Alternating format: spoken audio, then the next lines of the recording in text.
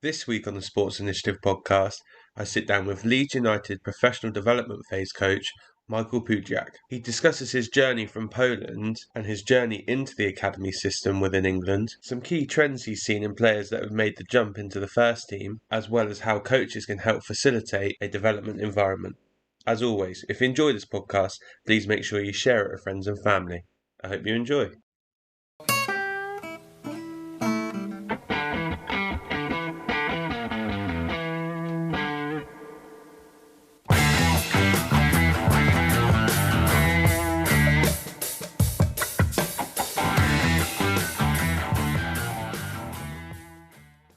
Perfect. So, Michael, I know we caught up a little bit yesterday and stuff to get this in the diary and whatnot. But yeah, really appreciate you spending a bit of time with me, with us, this afternoon slash this evening. How are things your end? Are you all safe and well?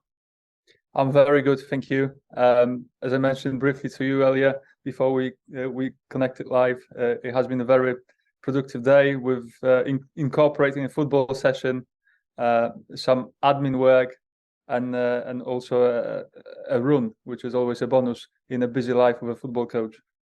Perfect. So yeah, I think obviously you're giving everyone a clue to what industry and whatnot you're in. But for people that maybe don't know you, do you want to give a bit of an oversight, I guess, what you do, what that means, and a bit of an overview, I guess, of how you've got there nice and quickly? Yeah, for sure. So I'm currently at Leeds United Football Club, working with the group of the 21s, supporting Michael Skubala, who is our new head coach, who joined us this season.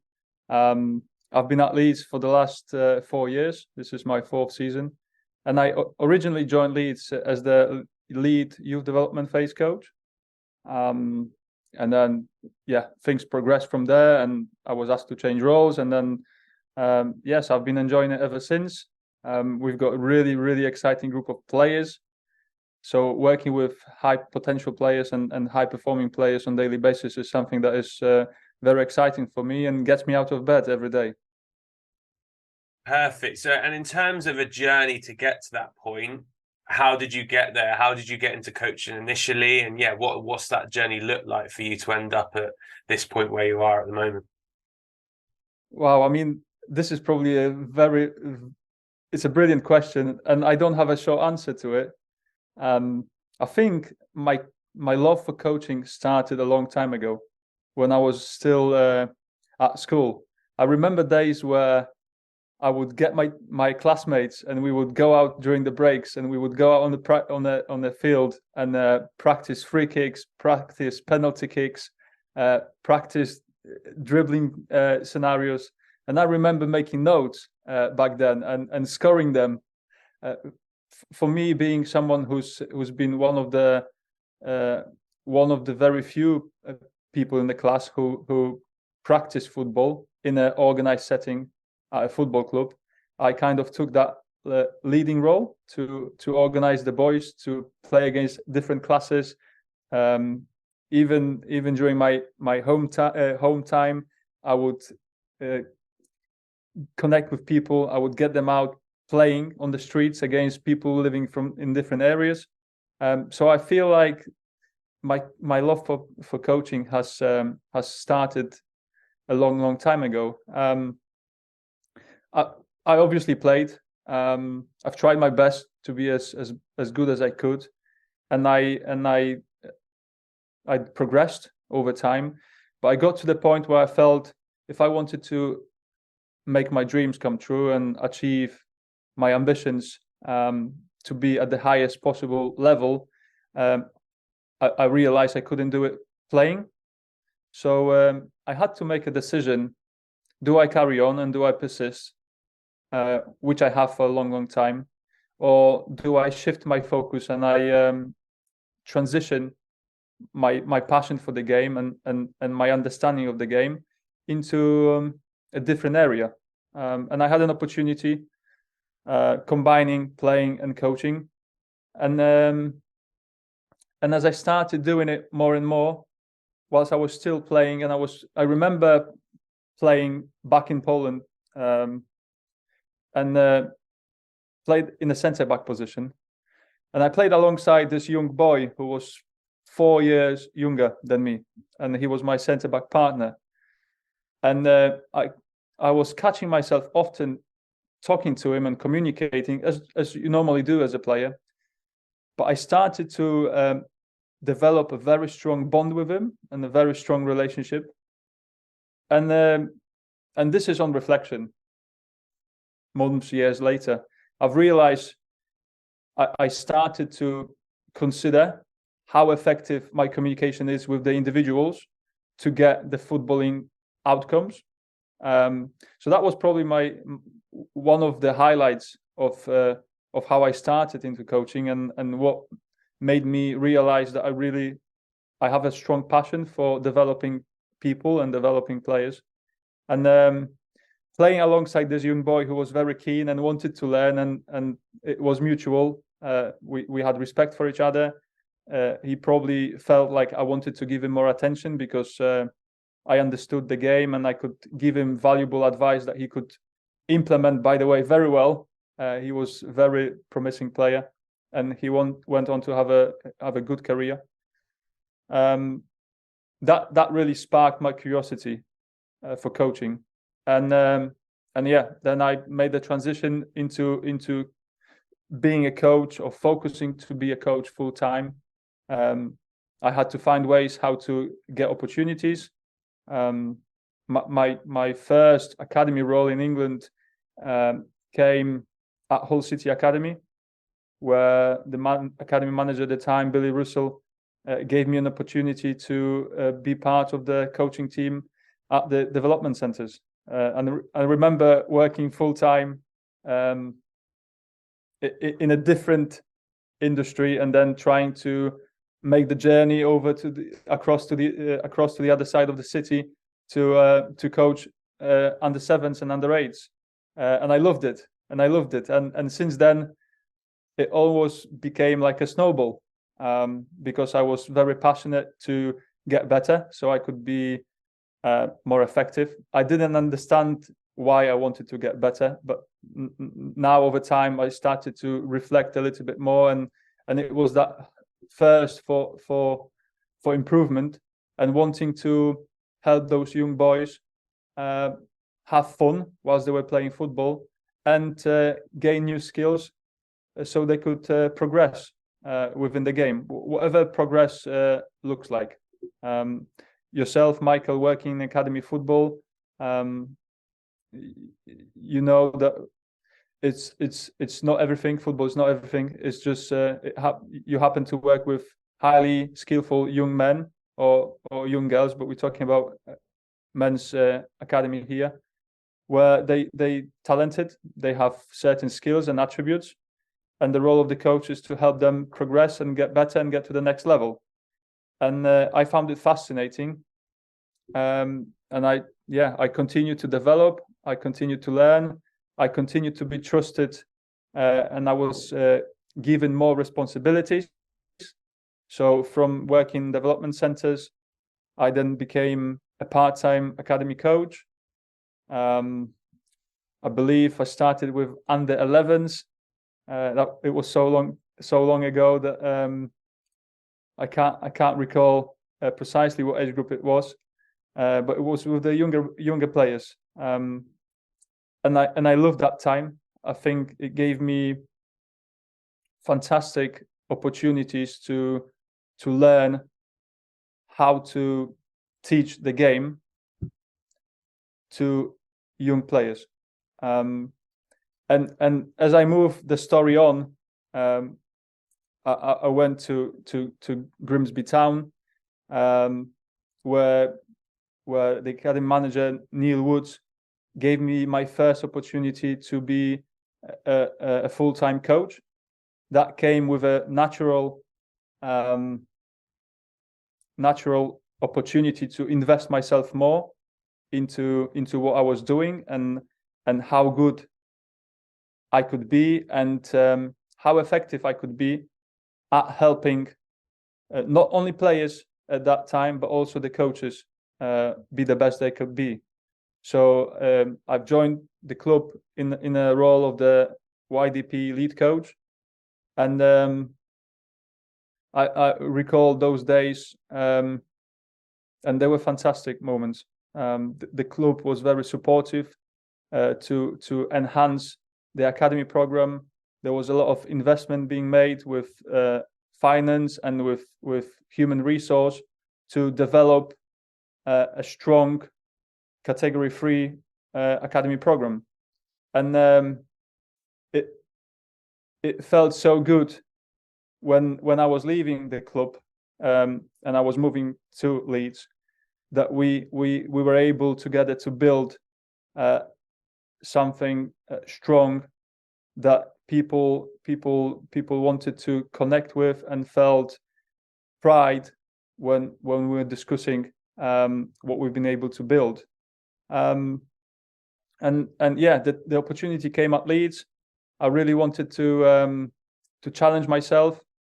I felt I wanted to be tested in a different environment, working within different constraints, working with different opportunities, and Leeds wanted to give me that opportunity. I'm at the club 4 years on. I feel valued. I feel like we've got something really meaningful here. There is a strong sense of purpose, how we want to develop the players, how it fits into the vision of the club in terms of developing the players to play for our first team. Yes. Perfect. So yeah, loads, I think a really nice story, and it explains to people kind of where you've come from and your journey along the way. I think going back to the start of you said around kind of developing yourself, what does coach development look like in Poland? So how did you actually go around actively putting yourself in a position to, learn? What do the courses look like, if there are any? Yeah, it'd be really good to get an insight into what does coach development actually look like in Poland? Wow, you put me on the spot there, Michael, and I won't be able to accurately answer that question. But you've just put a smile on my face, because whenever I am asked this question, I always say I'm an English coach. I'm an English coach with a Polish passport, because I did all my coaching qualifications in England. So yeah, I'm jokingly saying that I'm an English coach with a Polish background. And I guess that's a good or bad thing, depending on if you like our coach education system. But yeah, no, I guess leaning into that slightly then, because obviously you haven't had maybe formal qualifications in it. Do you see, or have you seen cultural differences between the way football is taught in those two things? I guess from an experiential point of view, from where you were taught at younger age groups. Do you see differences in cultures of players, of how they act, or what I guess the belief around the sport is? Could you attest to that at all? Yeah, I mean, great question. When I first came over, I could feel the difference in culture. We're talking about football here, but I guess in general, there are cultural differences wherever you go. One of the biggest differences is probably the passion of the English people for the tea, and the necessity of having a tea break for the English coaches and the tea room.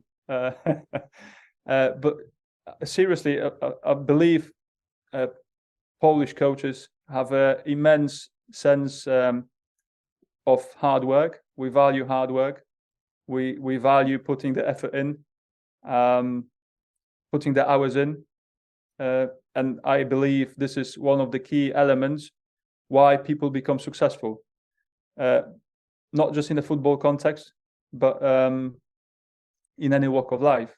If you set out to achieve anything, you've got to be prepared to make an investment of time, of effort, of emotional investment to be able to see the returns. And I think speaking to people and watching from afar, because I do follow the Polish coach education system, and I follow Polish teams. I had the pleasure of joining a national under-20s team camp in the summer, and there is a real sense, and what I felt is that we value family. We really value family. That selfless approach is something that really struck me, and if I think about it now, it's probably what I felt as a young player.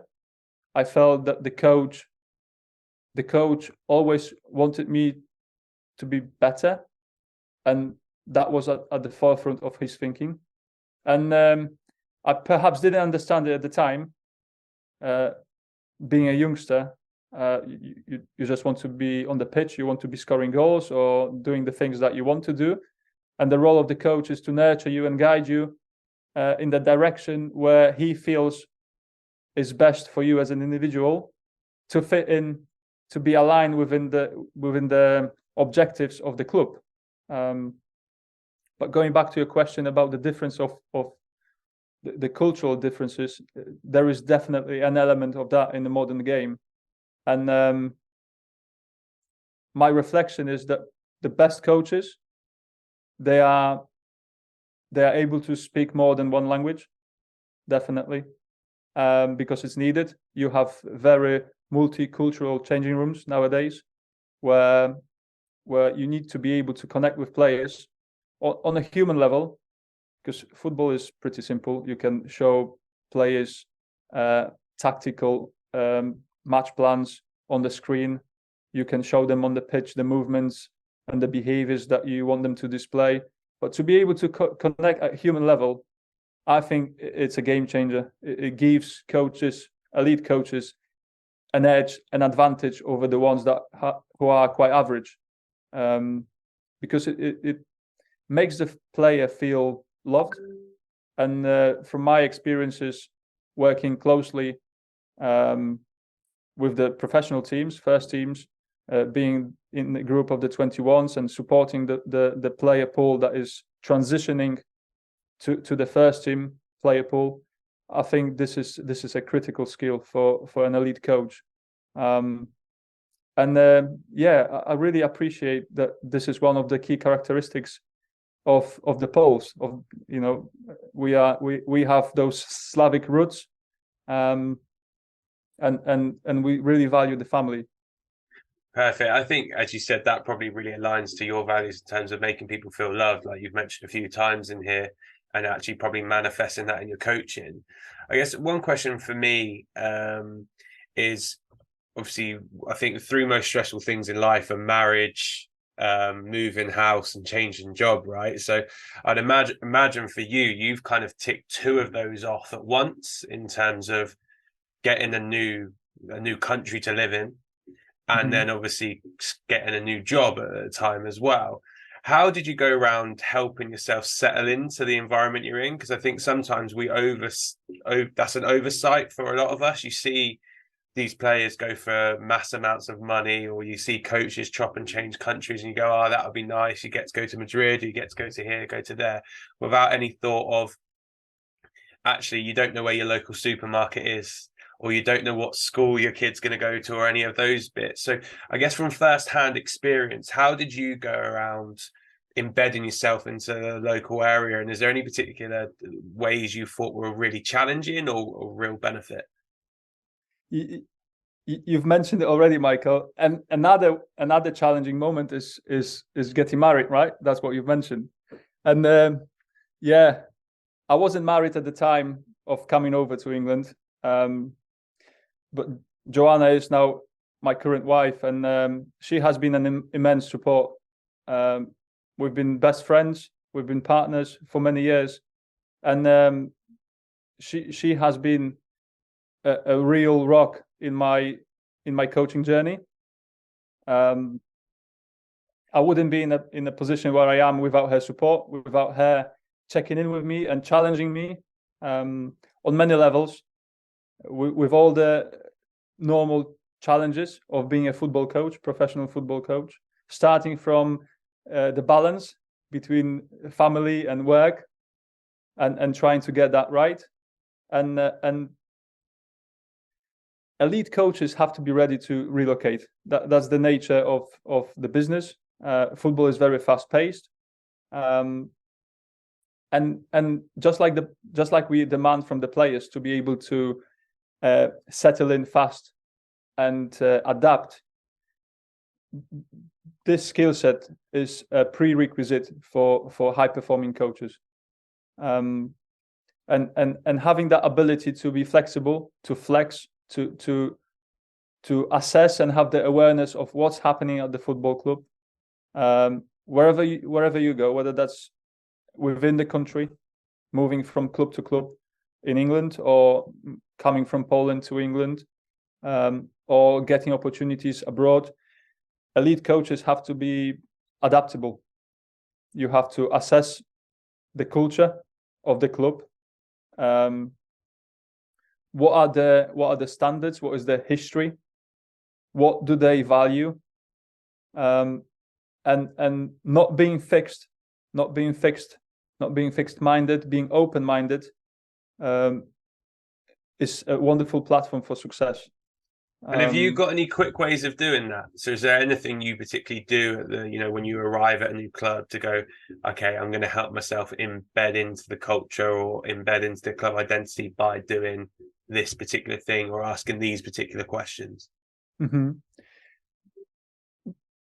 What I've been advised in the past by friends and by mentors is to study the history of the club, which is a wonderful advice, and one that I will keep with me forever. And in addition to that, this is through my personal reflections, is wherever a person joins a football club, that person joins the football club with a set of strengths and also weaknesses, but a set of strengths, and having the understanding and awareness of what your strengths are. I remember working with coaches as the YDP lead coach, and I was always encouraging them to consider how could they, with the skill set that they have in that moment in time, add positive value to the environment, to the organization, and at a micro level to every individual that you work with. And it will look differently. It will look differently working with players of an under 9s age group. It will look differently with working with the players in the 21s age group. It will also look differently working with the first team players. So you have to take the context into consideration, but having that adaptability and understanding of how can you add value with the strengths that you possess. This is a cutting edge stuff for me. And I would encourage any elite football coach or aspiring football coach to consider. Many listeners probably heard about the Johari window. So, yeah, stuff that you're aware of, that others are aware of, the things that you are aware of but others aren't. And what probably makes the biggest difference is the area where people know what you don't know. So what people perceive or know about me as an individual that I'm not aware of, that I'm lacking awareness of. Because often the things that we are lacking awareness of are the things that are deciding factors in success or failure. So my personal philosophy is to be open-minded to feedback. And yes, it's a skill in itself to be able to receive feedback, because as human beings, we're not born with those skills. So you have to train it. You just have to train it just like you train your muscles in the gym. And you can train it simply by exposing yourself to feedback. And going back to the English education system, I felt that was brilliant, because I remember having loads of mentors and loads of support people through the FA, through the coaching qualifications, who were coming down to observe sessions to offer feedback.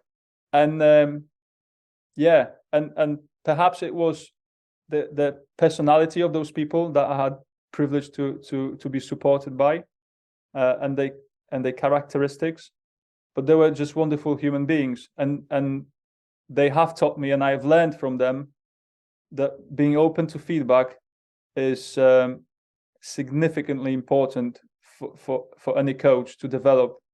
And I would encourage people who might be curious about what's next on their journey, find out what people think, find out where are the areas that you could perhaps develop within the settings. It's always contextual. So if you work in the football industry and you aspire to become an under-21s coach, find out what's stopping you in a curious way.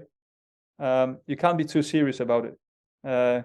This is what I've also learned, because sometimes we could ask for feedback, and if we get an answer or a comment that doesn't really sit with us, we might go defensive. But the real skill is to be able to go, okay, thanks for that, I appreciate it. Okay, how can I use that feedback to make it work and make that one little step forward? And that's a beautiful thing that I've learned. And do you formalize your documents, or do you formalize the feedback, or do you formalize your plan, or is that very much a kind of a personal, you just go over it and self-reflect in your head? What does that look like, I guess, from a actual on bit of paper or on a laptop point of view? Mm-hmm. It could look different depending on the context. So we have head of coaching at the football club who is doing formal CPD, who is doing session observations, who is checking in with us on a regular basis to see how we are, how we're doing, how is the team doing, how are the players doing. From a personal point of view, I really like my car journeys to and from work. And I spend a lot of time in the car, by the way.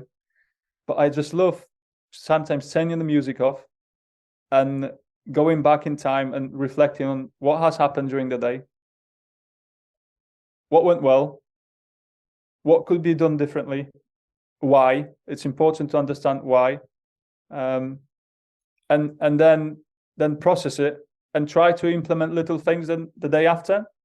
And sometimes you don't need others to be able to achieve that objective, and on other occasions you need other people to be on the same wavelength with you, and then perhaps on those occasions you need to connect in a larger group with your multidisciplinary team or with the coaching team, depending on what area of practice needs to be looked at. You connect with those people to make the impact more powerful, I guess, because for me, I believe the power is in collective approach.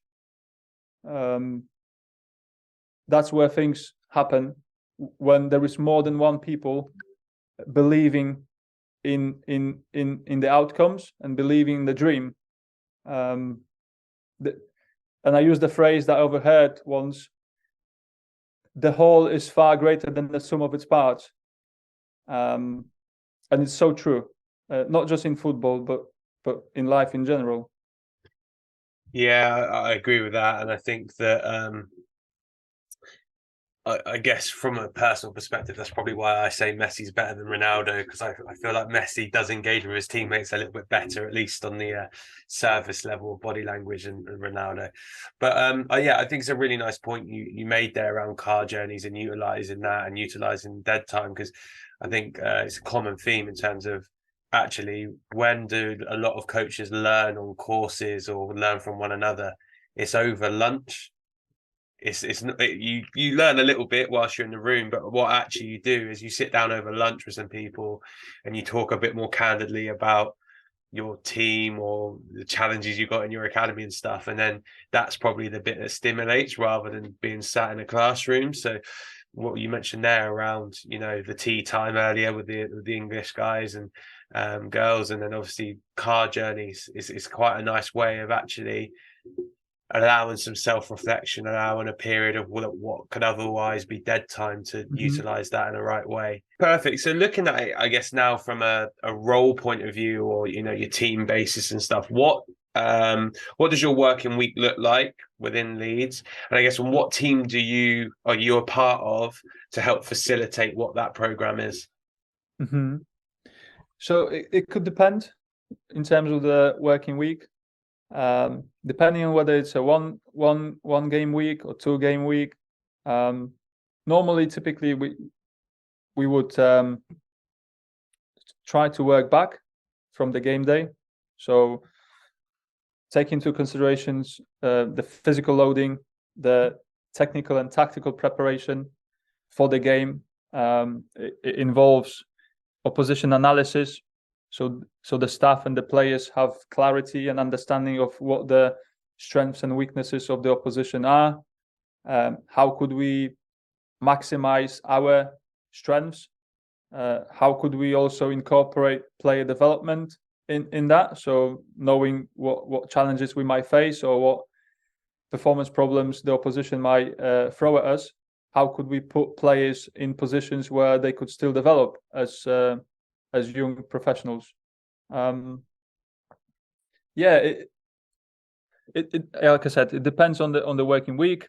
I'm always working closely with the analyst, who does an extremely good job producing content for the technical staff to watch and to pick out little things that we collaboratively work on. So the head coach, myself, the goalkeeping coach, the analyst, and we try to formulate a match plan that meets the needs of the team, of the collective, but also, like I mentioned, the individual needs of the players.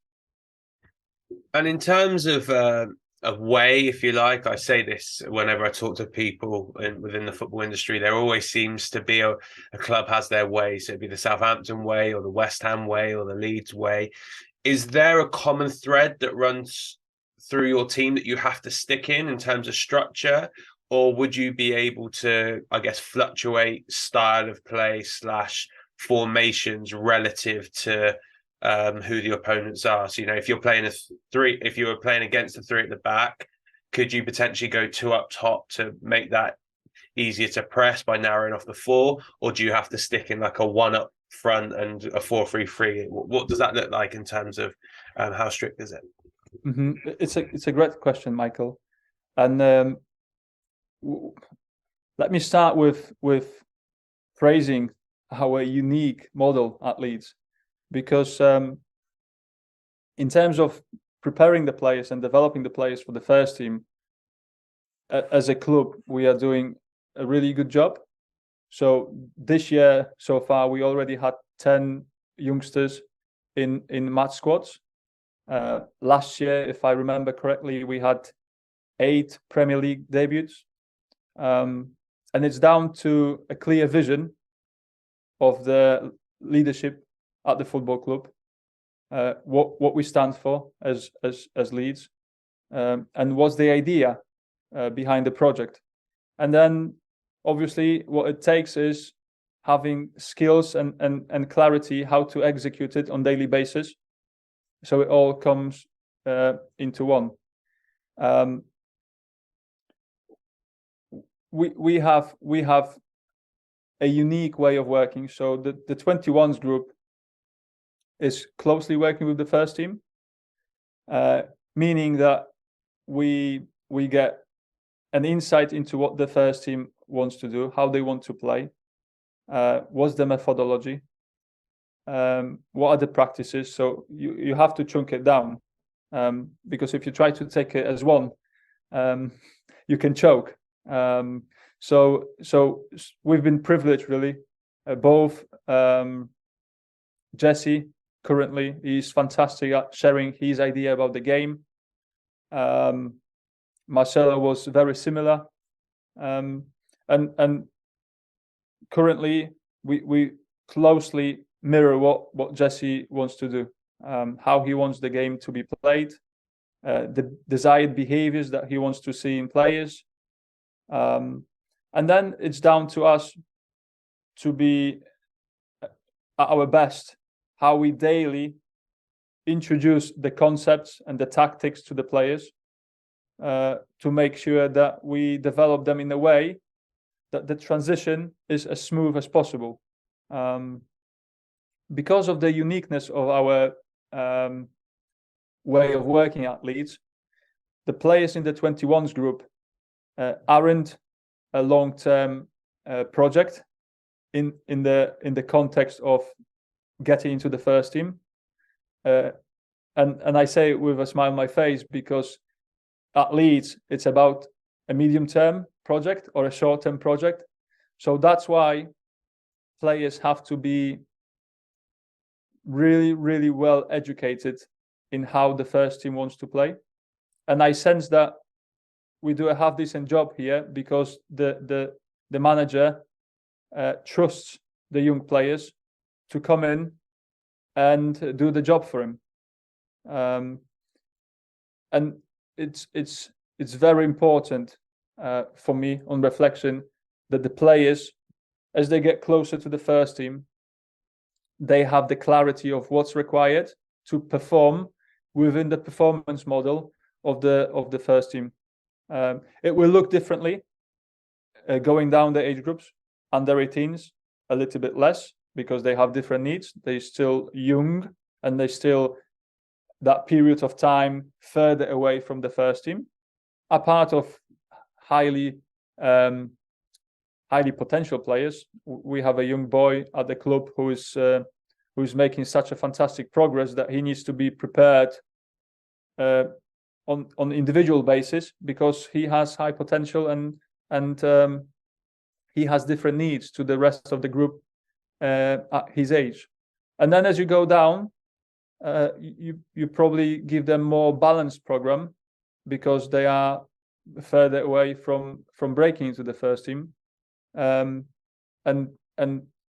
this is a little praise to the leaders at our football club and the academy, because I sense we get that balance right, and there is a sense of understanding what it takes to prepare the players for the long term, for the future game. What are the demands of the game now? What will the demands of the game be in 5 years' time, in 10 years' time? And how do we prepare those players to the best of our ability?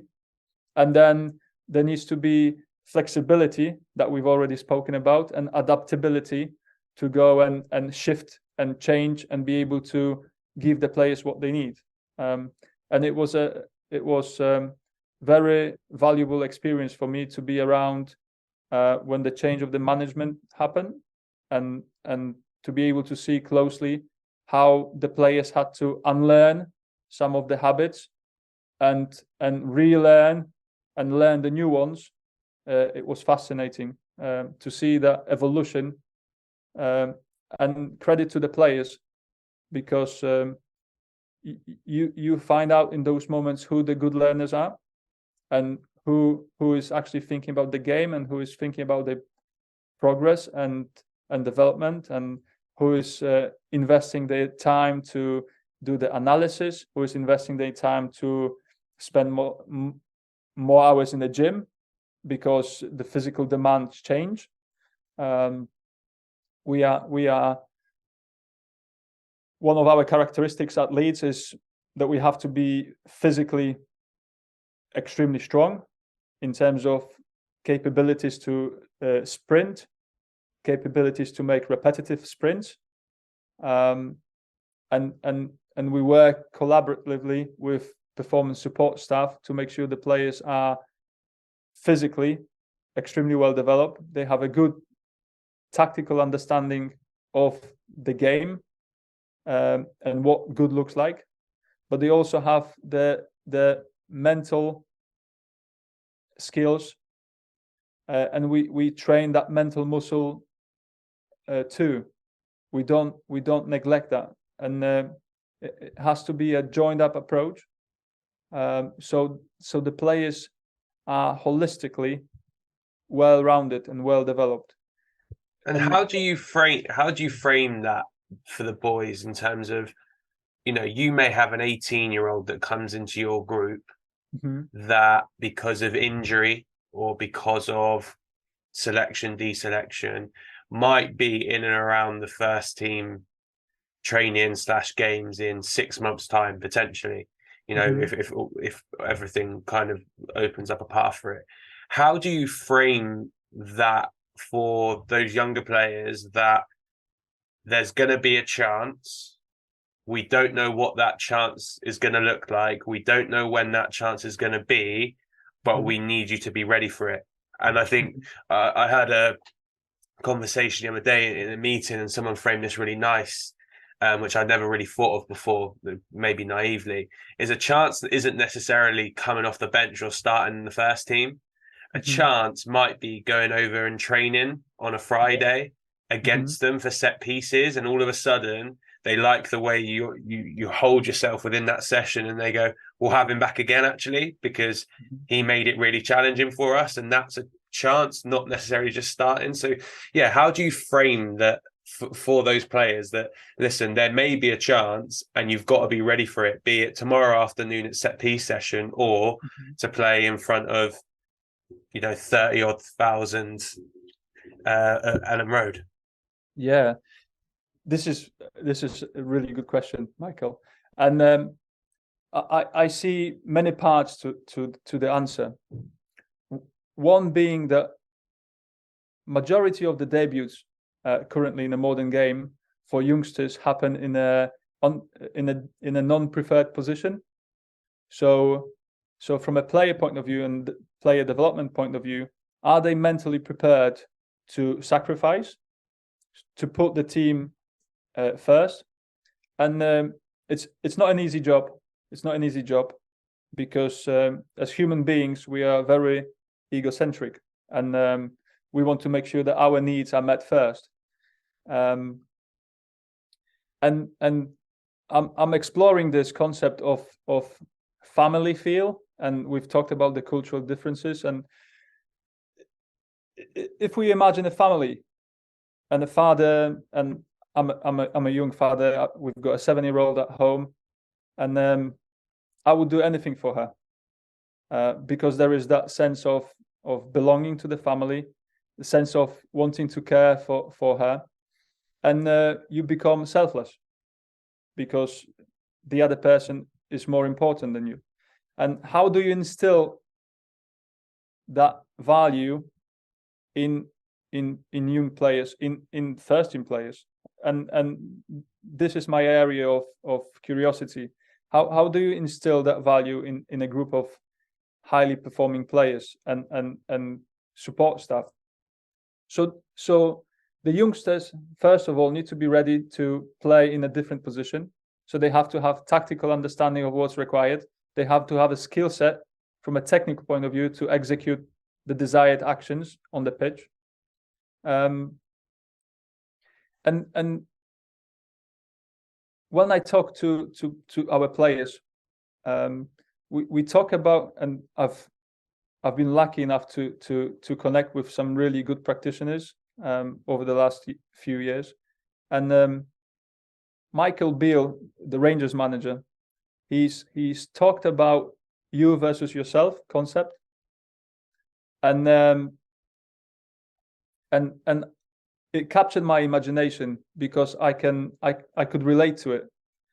And I remember growing up as a boy, I was playing Tetris on Nintendo, and I use that in conversations with our players, because there is a sense of there is an assumption that the progress will look like this, linear. We start somewhere and we're going to go to the top, whatever the top is, whatever it means to different individuals.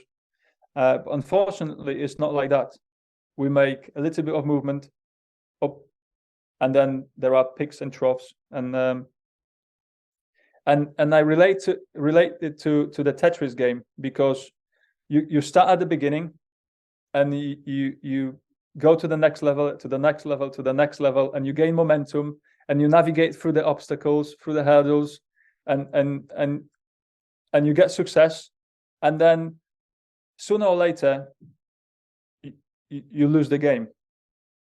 You lose the game, and that point is critical, because for individual to be able to have the mental capacity to start from the beginning, and the beginning will always be in a different point. It will never be in the same point because A, the time has gone by. B, you've gained new experiences, so you can relate to those experiences. And because of those experiences, you've gained new skills. So how does the player prepare himself for that point where there is lack of perceived success, i.e. lack of progression in the first team, lack of opportunities to train with the first team, as you mentioned, Michael. So when that moment happens, and then this is my next point, when that moment happens, the young player has to be consciously thinking, how do I present myself? They all have social media accounts. They check how many followers they have, they check the comments, and comments are nothing more than feedback. But the point I want to make here is, when you go over to train with the first team, you're building a reputation. So what does that reputation look like? Am I putting my all into the training session? Whatever the task I'm being given by the coaching team, whether that's the first team manager, whether that's the assistant coaches, whoever that might be, what's the task I'm being given? How do I acknowledge the task? How do I execute the task?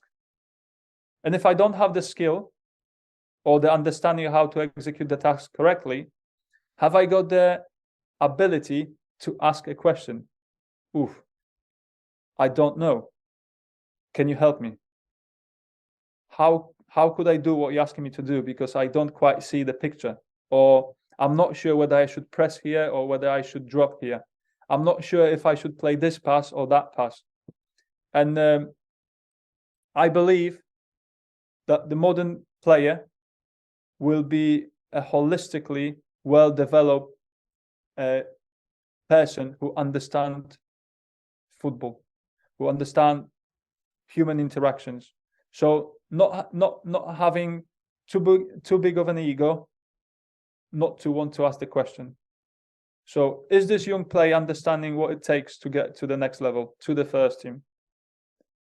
So if I'm putting myself in the shoes of that young player,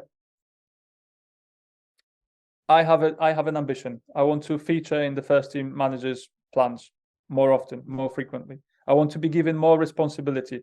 I want to be given the trust that I can guarantee 3 points on a Saturday. First team football is about results. It's a very dynamic game, and it's a result-driven business. So for the club managers to be able to give the chance to the young player needs to gain the trust of the manager. And you do it through different paths. You can do it directly through influencing the manager when you perform in front of him and you catch his eye, through doing all the desired behaviors. Or you could do it through impressing upon his assistants, or impressing playing for the 21s. There are different ways of creating those opportunities. And from my personal experience, the players that understand that at football club, the purpose of people supporting them is to get them to develop and become more and add more value and help them add little bits to their identity. They are the ones who make fast progress, and they are the ones who make appearances for the first team. And I've mentioned about the identity, because often at first team level, the transfer targets are often identified through hours and hours of scouting and monitoring. So when the players come into the building, they already have traits of the traits that the clubs are looking for. So then when the players come in, to help them settle in, and we've talked about it at the beginning, how do you adapt and how do you settle in to be effective? the being aware that there are new areas that we need to develop, we need to add to what you currently possess, is a massive factor. It is a factor that separates the players that make fast progression and they go on to have big careers from the ones that had loads of potential and could have made it, but for whatever reason they don't quite make it.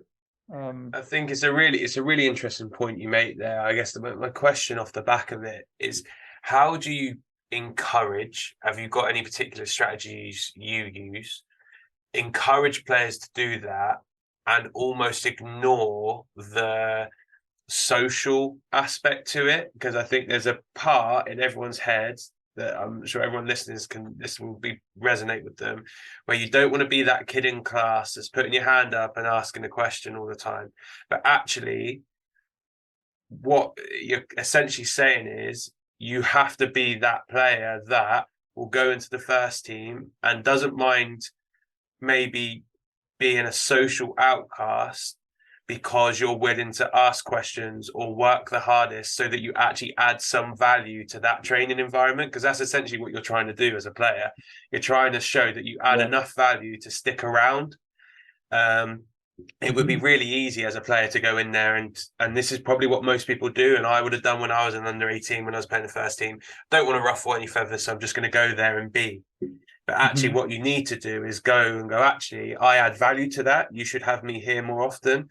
So how do you encourage the players to do that so that they go, okay, I understand that I want to be mates with these people and I understand that I want to be popular in a group. But what's more important is actually me showing by engaging in my learning or engaging in the running or being the fastest, being the strongest, winning whatever I'm doing, that I add value. So therefore I get more opportunities.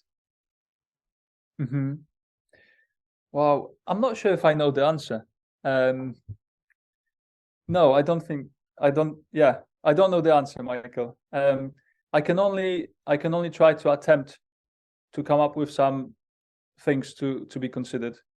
And when I was starting as a young coach at Hull City, I was privileged to be around the environment when our current Leeds captain, Liam Cooper, was coming through. And we also had Dan James, who was part of our Leeds United team here, and he is now currently on loan at Fulham, having been at Man United. And I'm using those two because I was afforded that opportunity to watch them closely from a close distance when they were developing as young players, as scholars, as schoolboys. And what I feel separates the players who make transition into first team football and stay there and have a sustainable career at the highest level is that they're single-minded.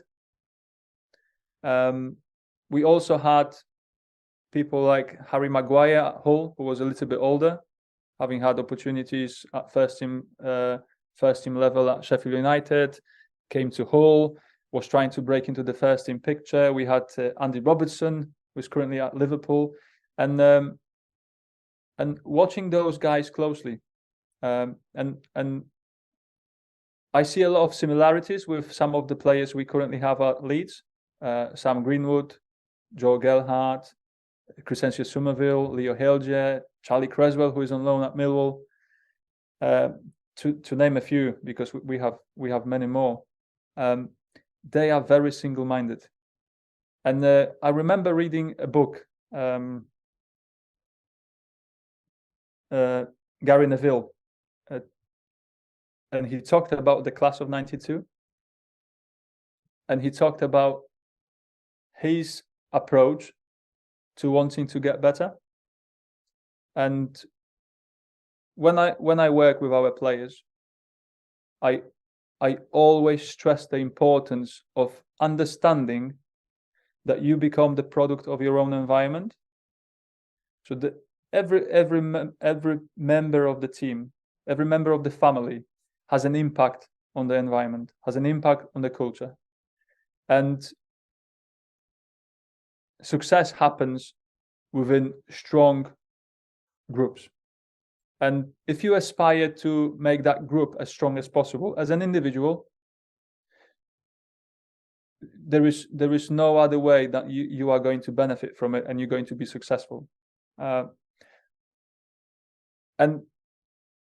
we often talk with the players about knowing how to navigate through the challenge of not wanting to be the one who is the coach's pet and ask questions and wants to do this and that. And I do realize that's what happens and that's what goes off, because it's normal. They're young men and they don't want to look different or be different. Or why are you asking this question? Why are you doing this? You silly, you busy. I get that. So it's about having the understanding how to do it subtly, do it in a way that don't put you in a position that you don't want to be in, i.e. you don't need to ask in an open forum. You can ask the coach privately. You can go and ask a different member of the staff if you feel more comfortable, or if you feel like you've got a closer relationship with that member of the staff. And then as we talk in multidisciplinary team, we can bounce the ideas off each other, and we can help those players that we feel need help in different areas of their development. And yeah, having the understanding that the players become the product of their own environment is vital. How and I don't know, this is just some of the reflections, and I don't know what else could be added to it, but certainly having the understanding that if you go and do extras, for example, if you become that person who makes the first step and you get a little bit of success, then sooner or later you'll have a follower.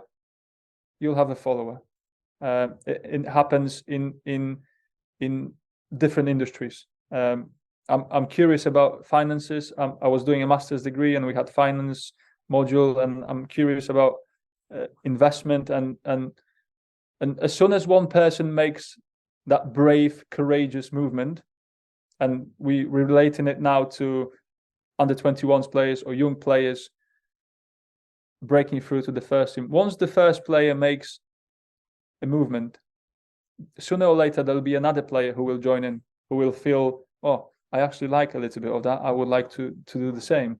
And then you have another one and another one and another one, and then it becomes a norm. And then the ones who don't actually do that, then they look like they outsiders. So there is a real value of having, and our psychologist Chelsea at Leeds, she does it so well. We have a leadership group, and we try to help those guys in the leadership group to become aware of how we could together, them being the extension of the coaching team, how could we together maximize our opportunity to learn and to progress. So what are the things that we could identify as the gaps, and how could we fill them together? Coaching team, performance support team, the players. In that collaborative approach, how could we identify the gaps, and how could we equip people with skills that they perhaps don't possess at this moment in time?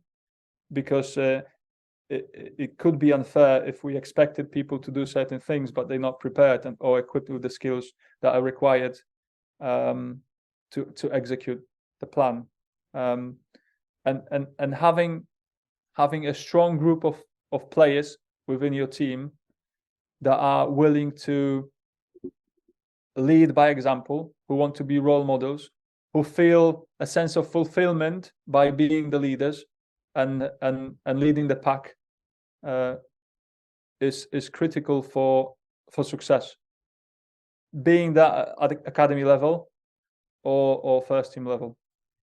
It sounds like what you're encouraging there is encouraging people to be curious and seek knowledge, which I think is ultimately a life skill.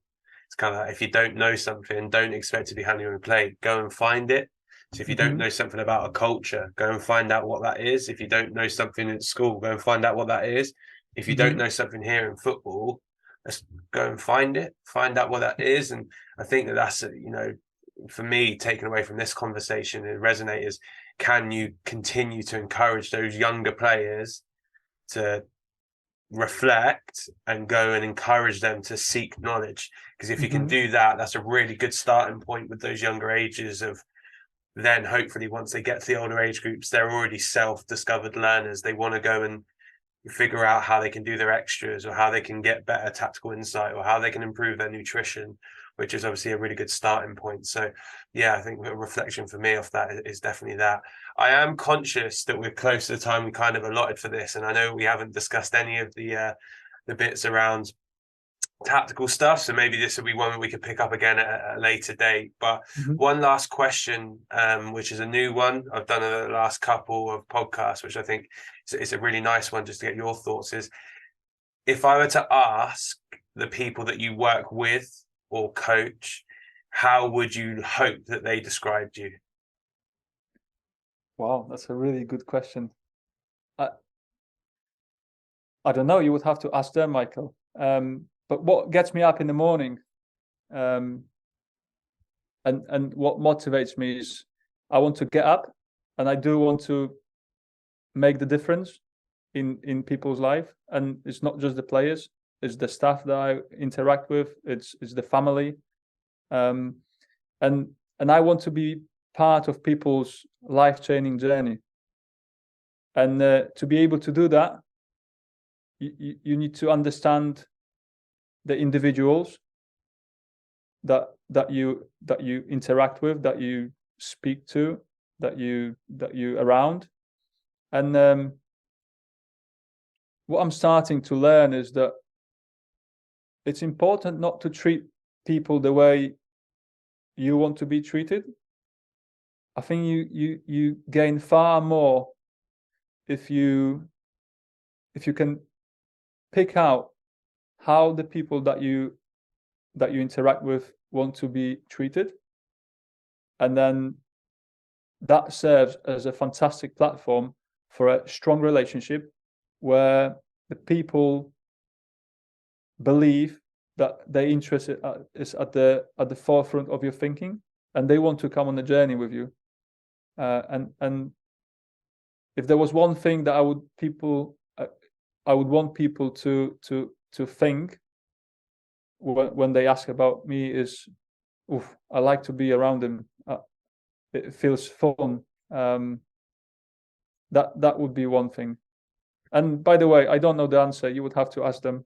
No, but I think, listen, the reason I started asking this question, because I think that it's a really nice self-reflection piece of actually how do I want the world to view me? And so therefore, how do I act? And I think what you have described there, and it's something that's resonated throughout the podcast, is that family idea, the idea that actually, can we create this family environment where we all check and challenge one another, but ultimately there's a level of care, and that I care within that environment and that relationship building, which is something that you've mentioned throughout. So listen, really, really appreciate your time. It's been a great conversation, and hopefully it's one that we can carry on again a little while from now, maybe during the off season when we've both got a bit more time and stuff on our hands, if that's all right with you.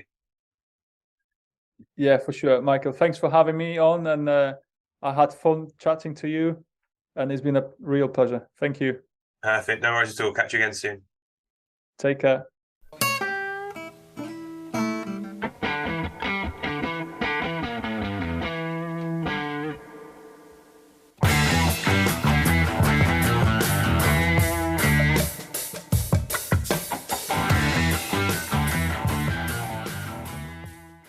Thanks for listening to the Sports Initiative podcast with me, Michael Wright. Please remember to follow us on Twitter, Facebook and Instagram at the Sports Initiative Podcast, and share this podcast with friends and family. I'll see you next week.